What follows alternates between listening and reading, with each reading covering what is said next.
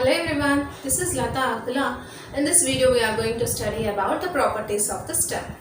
So in our previous videos we have completed the general properties of the root, modifications and regions of the root, right? And in this video we are going to study about general properties of the stem. The next part of the flowering plant is the stem. If we see the stem, this is called as ascending part of the plant. Why it is called as ascending part of the plant? What is the descending part of the plant? The descending part of the plant is nothing but root. What is the descending part? The root is called as the descending part of the plant, whereas the stem is called as ascending part of the plant, because the stem is growing upward direction, hence it is ascending part, and the root is growing downward direction, hence it is the descending part of the plant. This stem bears leaves, flowers, birds, branches, etc. So all these parts will be present only on the stem, and it is called as aerial part of the plant. Why it is called as aerial part of the plant? If we see the germinating seed, the first developed part is called as radicle. What is this? This radicle grows downward direction and which will later develops into root, right? So this radicle develops into root. This is the radicle which will grows into the soil and develops into the root. Whereas the upper part of the and another part which grows in upward direction, that is aerially, that is called as plumule. Here the stem develops from which part of the germinating seed?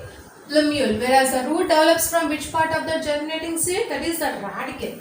Here this plumule later develops into the stem and bears all the parts like such as branches, leaves, nodes and internodes, buds, etc. Right? Here like this the plant will grow. Here from the germinating seed, the aerially developed part is called as stem. And from which part the stem was developed? From the plumule. And another one, what is the color of the stem? The stem primarily it is green in color. Later in young stem, in young stages, the stem will be in green color. When it gets older, it will be into brown, dark brown in color, and which will be woody also. In older stems, the stem is brown and woody, whereas in young stages the stem is green and very flexible. And this stem will be differentiates into nodes and internodes. And what is the node? What is the node? The node is nothing but the leaf bearing part of the stem is called as node. What is the node? The leaf bearing part of the stem is called as node. So node means where the leaves will be developed. Whereas what is internode? This is the node. See this? Node. This is the node. This is the node. All these are nodes. So between two nodes, the gap between the two nodes is called as internode. What is this? The gap between the two nodes is called as internode. So this is about nodes and internodes. And this system not only bears branches, leaves, nodes, internodes, flowers, they also bears birds also. What is the bird actually? The bird is nothing but it is immature part of the stem. It is nothing but the immature part of the stem is called as bud. That means this bird later develops into the branch. Here the birds are two types. One is a terminal bud and another one is the axillary bud. What are the two types of the birds? Terminal bud, and the second one is the axillary bud. If we see the terminal bud grows at the terminal portion of the stem. The bud which grows at the terminal portion of the stem is called as terminal bud. And what is the axillary bud? If we see the leaf, see this leaf, it bears an angle with the upper part of the stem. That angle is called as axil. What is this? this leaf, it develops an angle with the upper part of the stem, that is called as axil. Within that axil, the bud develops. In that angle, the bud develops. That bud is called as axillary bud. Which is called as axillary bud. The bud develops at the axil region of the leaf is called as axillary bud. This axillary bud later develops into the lateral branch. And here this terminal bud or apical bud. The terminal bud is also called as apical bud. It controls the growth of the lateral branches. How? For example, this is the stem. It consists of apical bud. If we do not cut that apical bud, the plant will grow in this direction. Only in the upward direction only the plant grows. If we cut that part, if we have cut that terminal bud, what happens? The branches, lateral branches develop from the base. The plant will be in bushy like this. If we cut the terminal bud, it enhances the growth of the lateral branches. That means this apical bud is dominating, and that is called as apical dominance. If we cut the apical bud, only the lateral branches develops, unless the plant will grows only in the vertical direction. And this is about the buds. And now we'll see the functions of the stem. So if we see the functions of the stem bears leaves, flowers, fruits, and all the parts of the plant except the roots will be which will be having stem only. The stem is having the leaves, flowers, fruits, birds, etc. Right? And it carries the water and mineral salts from the roots will be transported to the leaves and fruits. What is the function of the stem?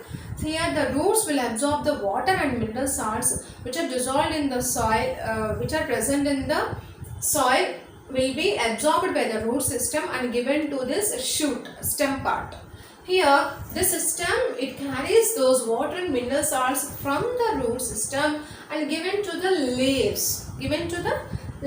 And what is the function of the leaf? By taking that water, the leaf prepares food material by means of the process called as photosynthesis.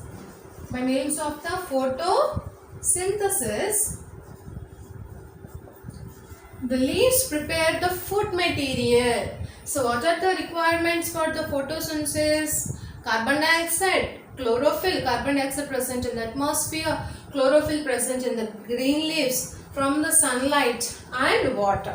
All these are required. The water is given by the roots. So these water from these roots will be taken up by the stem and given to the leaves, and then the leaves perform the photosynthesis and makes the food material.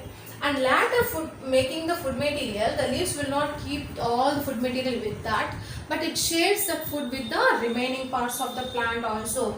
And then from the leaves, the food will be transported to the roots, right? Here the leaves have prepared the food material, then the roots also need the food material, the flowers, fruits also need the food material. From the leaf, the food material will be carried to the remaining parts of the plant by means of this stem only. This stem only carries the water and mineral salts from the roots to the leaf, and at the same time the prepared food material from the leaves will be carried again to the roots, fruits, and remaining storage parts of the plant by means of the stem. Here in the storage organs, the food will be stored for the future needs. When there is any unfavorable conditions or food scarce conditions, those food material which is stored will be used.